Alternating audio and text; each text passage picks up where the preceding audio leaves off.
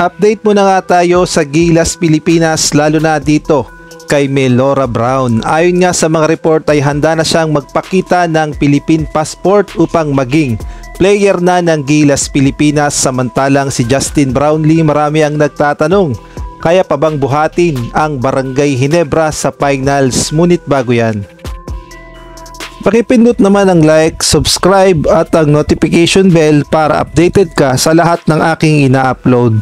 At kung gusto mong magpa-member sa aking channel ay pindutin mo lamang ang join at automatic ka na sa mga shoutout.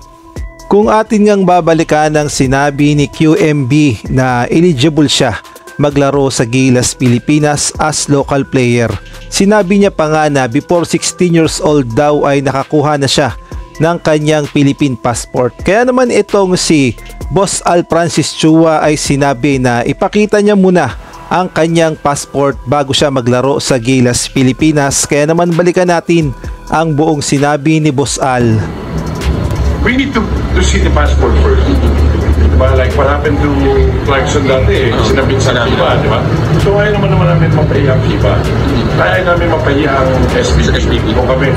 If this is eligible, why not? Di ba? Pero gusto namin makita muna. Kasi hindi namin alam eh. They're announcing na they want he wants to play, no?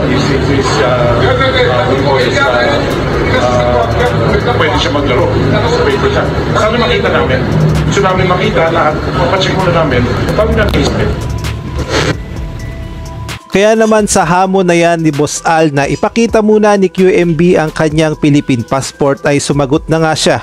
At sinabi niya nga na 100% na meron siyang Philippine passport. Kaya naman pakinggan natin ang kanyang sinabi. Absolutely, love to. Absolutely, I got it.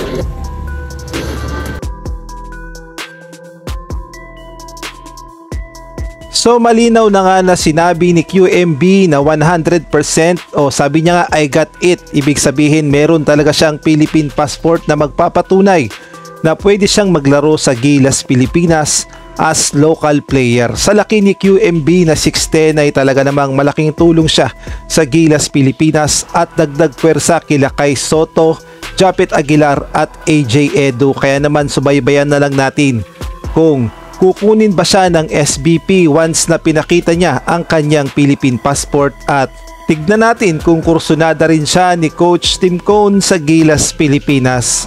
At bago nga tayo magpatuloy ay isang malaking shoutout kay Danilo De Leon ng Taytay Rizal, at gay na rin isang malaking shoutout din dito kay Arnold Salazar, at isang malaking shoutout din dito kay Boy Pangas Vlog at kay Arnold Ocampo ng Cebu.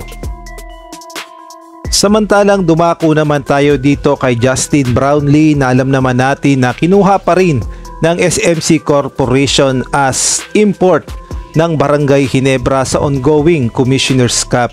At marami nga ang nagtatanong at nagsasabi kung kaya pa ba ni Justin Brownlee na buhati ng Barangay Ginebra, partikular na kung makakapasok ba sa finals ang Ginebra. Alam nating lahat na pagod na talaga itong si Justin Brownlee at wala nang pahinga dahil sunod-sunod ang kanyang paglalaro ng basketball.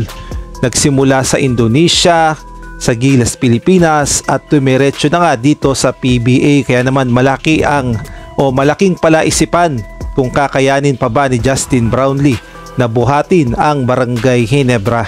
At bago nga tayo magtapos, shout out muna sa aking mga members na sina Salva Torres, Catherine Vigilla, Jobel Orot, Kuya Moto TV at kay Jamie Amadar. Isang malaking shout out din kay Mario Martir, Jeffrey Cruz, Marcelino Junior Cruz, Marlo Bungalbal at kay Chodoro Alonso, Kilas John Lloyd C, Edmond Kibalsopnet, Ronald Berbosidad, Jenna Domingo, Tirso Maceda Tirs, Nel Herbito.